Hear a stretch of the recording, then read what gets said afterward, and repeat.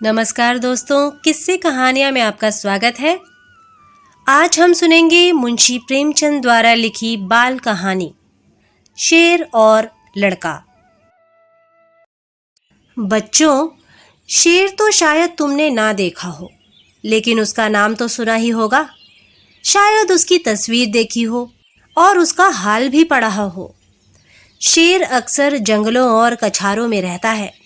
कभी कभी वह उन जंगलों के आसपास के गांवों में आ जाता है और आदमी और जानवरों को उठा ले जाता है। कभी कभी उन जानवरों को मारकर खा जाता है जो जंगलों में चरने जाया करते हैं। थोड़े दिनों की बात है कि एक गडरिये का लड़का गाय बैलों को लेकर जंगल में गया और उन्हें जंगल में छोड़कर आप एक झरने के किनारे मछलियों का शिकार खेलने लगा। जब शाम होने को आई तो उसने अपने जानवरों को इकट्ठा किया, मगर एक गाय का पता न था। उसने इधर उधर दौड़ धूप की, मगर गाय का पता ना चला। बेचारा बहुत घबराया। मालिक अब मुझे जीता ना छोड़ेंगे। उस वक्त ढूंढने का मौका न था, क्योंकि जानवर फिर इधर उधर चले जाते। इसलिए वह उन्हें लेकर घर लौटा और उन्हें बाड़े में बांधकर बिना किसी से कुछ कहे हुए गाय की तलाश में निकल पड़ा। उस छोटे लड़के की यह हिम्मत देखो। अंधेरा हो रहा है, चारों तरफ सन्नाटा छाया हुआ है, जंगल भाएं भाएं कर रहा है, गीदड़ों का हौवाना सुनाई दे रहा है, पर वह बेखौफ जंगल में बढ़ा चला जाता है। कुछ देर तक तो वह गाय को ढूंढता रहा, लेकिन जब और अंधेरा हो गया तो उसे डर मालूम होने लगा।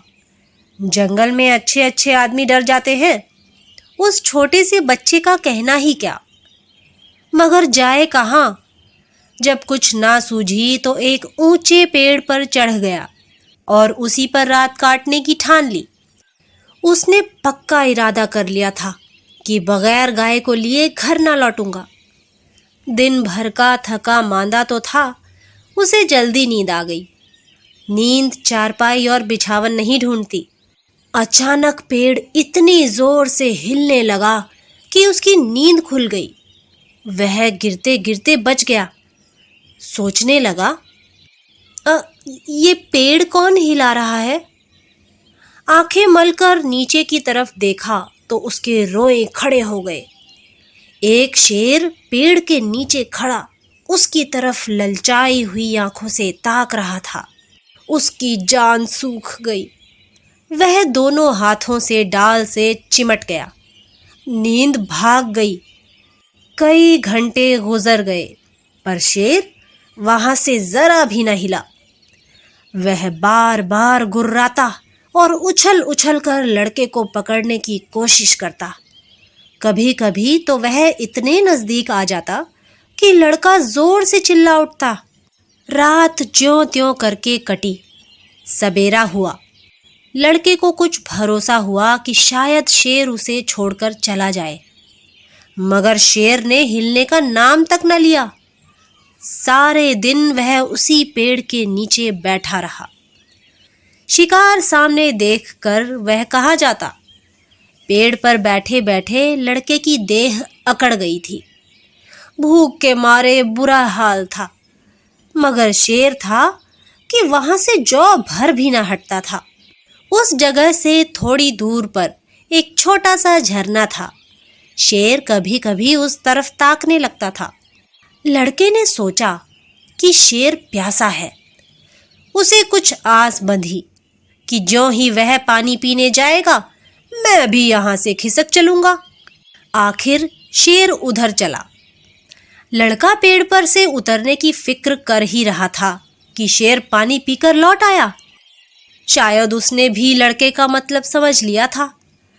वह आते ही इतने जोर से चिल्लाया और ऐसा उछला कि लड़के के हाथ पांव ढीले पड़ गए, जैसे वह नीचे गिरा जा रहा हो। मालूम होता था हाथ पांव पेट में घुसे जा रहे हैं। ज्यों त्यों करके वह दिन भी बीत गया। ज्यों ज्यों रात होती जाती थी, शेर की भूख भी तेज होती जाती थी। शायद उसे यह सोच सोचकर गुस्सा आ रहा था कि खाने की चीज सामने रखी है और मैं 2 दिन से भूखा बैठा हूं। क्या आज भी एकादशी रहेगी? वह रात भी उसे ताकते ही बीत गई। तीसरा दिन भी निकल आया। मारे भूख के उसकी आंखों में तितलियां सी उड़ने लगीं। डाल पर बैठना भी उसे मुश्किल मालूम होता था। कभी कभी तो उसके जी में आता कि शेर मुझे पकड़ ले और खा जाए। उसने हाथ जोड़कर ईश्वर से विनय की, भगवान, क्या तुम मुझ गरीब पर दया ना करोगे? शेर को भी थकावट मालूम हो रही थी। बैठे बैठे उसका जी ऊब गया। वह चाहता था किसी तरह जल्दी से शिकार मिल जाए। लड़के ने इधर उधर बहुत निगाह दौड़ाई कि कोई नजर आ जाए, मगर कोई नजर ना आया। तब वह चिल्ला चिल्लाकर रोने लगा, मगर वहां उसका रोना कौन सुनता था? आखिर उसे एक तरकीब सूझी। वह पेड़ की फुनगी पर चढ़ गया और अपनी धोती खोलकर उसे हवा में उड़ाने लगा कि शायद किसी शिकारी की नजर पड़ जाए।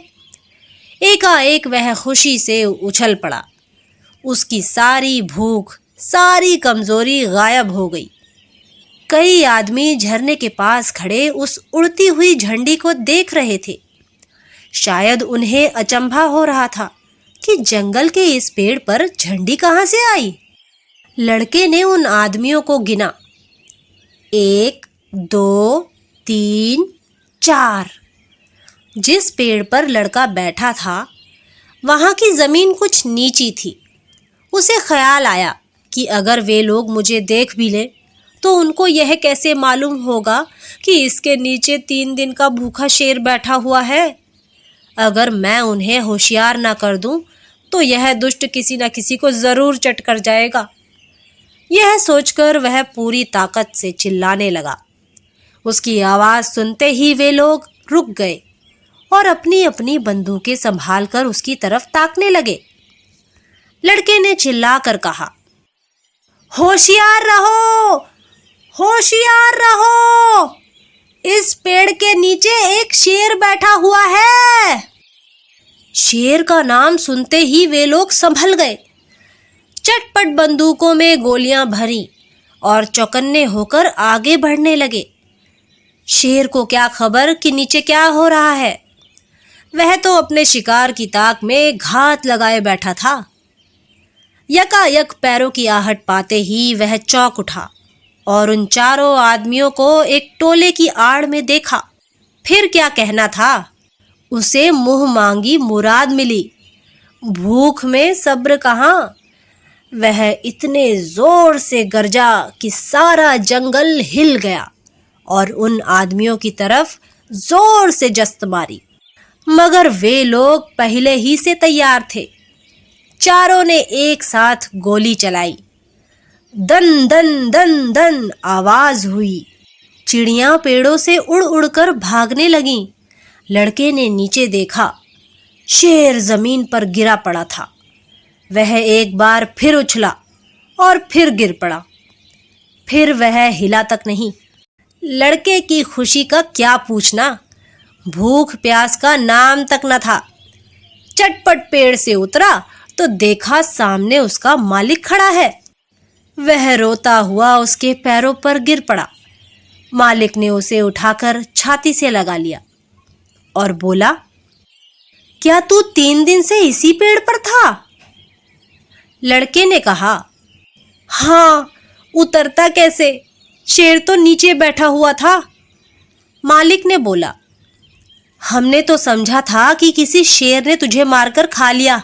हम चारों आदमी 3 दिन से तुझे ढूंढ रहे हैं। तूने हमसे कहा तक नहीं और निकल खड़ा हुआ। लड़का बोला, मैं डरता था, गाय जो खो गई थी। मालिक बोले, अरे पागल, गाय तो उसी दिन आप ही आप चली आई थी। भूख प्यास से शक्ति तक ना रहने पर भी लड़का हंस पड़ा। तो दोस्तों, यह थी मुंशी प्रेमचंद द्वारा लिखी बाल कहानी शेर और लड़का।